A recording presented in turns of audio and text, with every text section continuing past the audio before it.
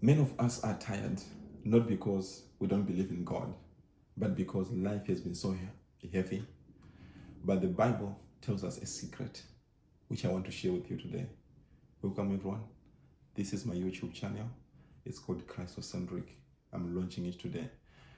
We want to talk about the book of Hebrews, chapter 12, from verse 1. It says, "Therefore, since we are surrounded by such a great cloud of witness, let us lay aside every sin that clings against us and every weight that clings against us, and let us run with the perseverance the race that is set before us, looking unto Jesus, the author and perfecter of our faith." I want you to notice this thing first. The scripture starts with "therefore, since we are surrounded by such a great cloud of glory." Okay, so what is that cloud of glory? If we go back to the book of Hebrews chapter 11, it talks about the heroes of faith. It talks about Sarah, it talks about Abraham, it talks about Moses, it talks about David. It spoke about every hero of faith that you know from the Old Testament until the time of Jesus. And it says that those people, in their lives, those lives that they lived in, there are so many battles that they faced. There are so many things that they faced as well that could have made them to give up. Jesus was betrayed. Joseph was betrayed.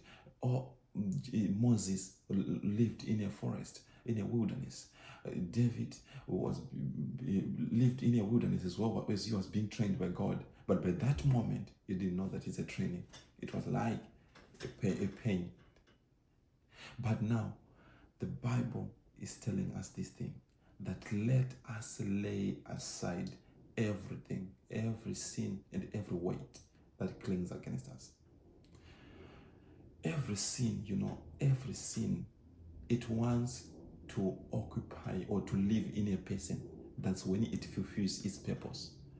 A sin wants to be practiced. That's why it always wants to cling on a person.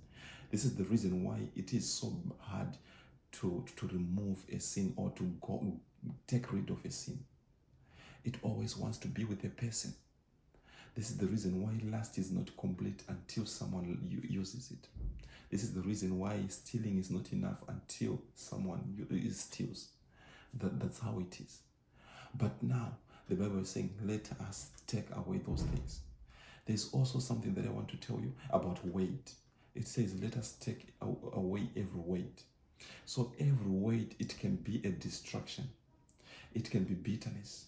It can be anything that is not even sinful, but that delays you or that distracts you from focusing on Jesus Christ. So today, I want to tell you this. All those things, distraction, you have to remove them. You have to remove them. Bitterness, you have to remove it. Why? Because imagine you are on a race and there's someone who is blindfolding you and they are putting a lot of obstacles on you. You might not be able to run until you get to the place of victory. The moment you are running and you think of someone that did wrong to you, that's unforgiveness, right? That will take a lot of energy that you are supposed to use to continue with your race. This is the reason why you see that whenever you think about something bad that happened to you, you might end up losing energy. But today I'm saying, forget about all those things. Just focus on Christ. He is the author and the perfecter of our faith.